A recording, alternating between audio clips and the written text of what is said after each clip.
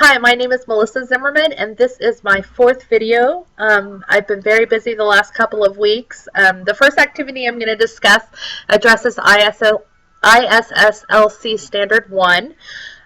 In this activity, I was asked at the last minute. We had a district in-service day on the 18th, which was Tuesday, and at the very last minute, their presentation, the person that was going to present the information, was unable to attend, so I was asked to step in. So I had about an hour to prepare for a 30-minute presentation. So I very quickly got some materials together, some snapshot IEPs together, and blacked out all the personal information, the picture, the addresses, the names, all that throughout all of the snapshot IEP, which took quite some time. Made some copies real fast and slapped a presentation together for about 35 paraeducators. And during that time, I went over each individual part of the snapshot IEP and how to what kind of components would go into that part, that heading of that IEP. We talked a lot about how it was confidential information that shouldn't be shared with other people, and all that fun stuff. So that was definitely interesting. I got to experience what a true administrator might experience if a professional development activity kind of went to the wayside of having to step into that position and be prepared with something to present to those stakeholders and those faculty members and employees. So got to do that. The next activity I'm going to talk about is another in-service that I did on the same day, and this one I was prepared for. I spent quite some time getting ready for it. I was told by the administrative team during our team meeting that we were preparing some different sessions for teachers and paras to attend, and they could choose which sessions they went to. And so I was asked to do the behavior management component of that day. So I prepared a presentation for I had 15 teachers and 35 paras attend, which I was pretty impressed with the attendance that I had in my presentation, because there were 4 others going on at the same time. And I presented a PowerPoint with the purpose to teach attendees how to identify causes of minor disruptive behavior, how to use strategies to decrease disruptive behavior, and how to implement strategies in the classroom to help prevent disruptive behaviors from happening in the first place. We talked a lot about building relationships with students. We talked about some different ways we could do that. So we had lots of success with that.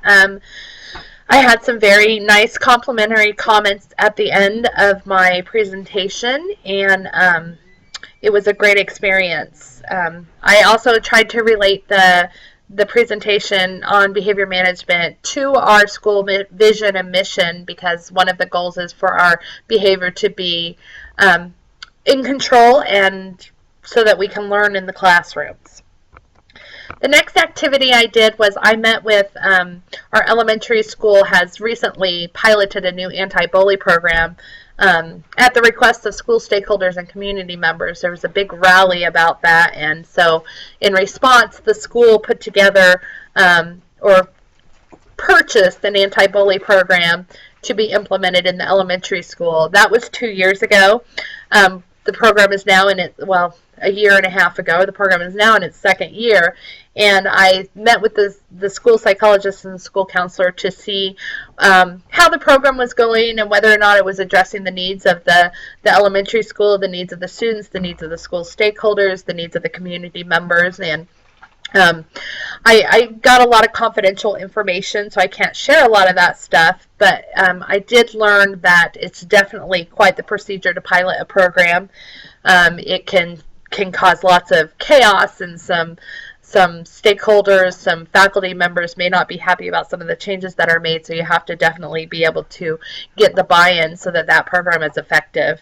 I got to look at the graphs and stuff about whether or not it was effective and whether or not that program will continue. So got to see some insight with that. And my last activity I'm going to talk about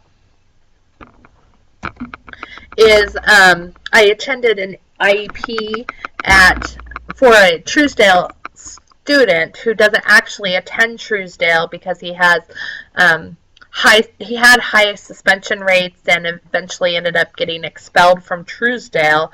And in the Wichita district, when a student gets expelled for something that's not necessarily a violent issue, they get sent to a different school. And so he was placed in an alternative school setting called Gateway. And so I got to attend that IEP meeting. Our deal was trying to get the transition set up from the alternative school setting back into a regular high school because his expulsion was going to expire at the end of the school year. I was the only representative from Truesdale, but I didn't necessarily act as if I was the school administrator that has to be at that meeting because Gateway provided that administrator. But I got to see what that was like.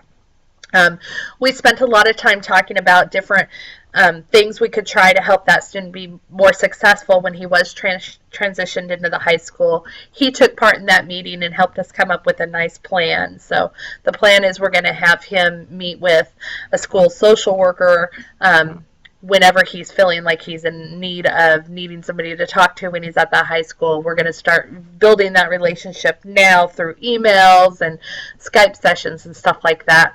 The other thing is we are going to take him on a tour of the school so that he knows where his classes are and that sort of thing. We also tried to set up classes that he could definitely be successful in. So that was definitely an experience. Been very busy, but I am loving some of the things I'm getting to do. So thank you very much.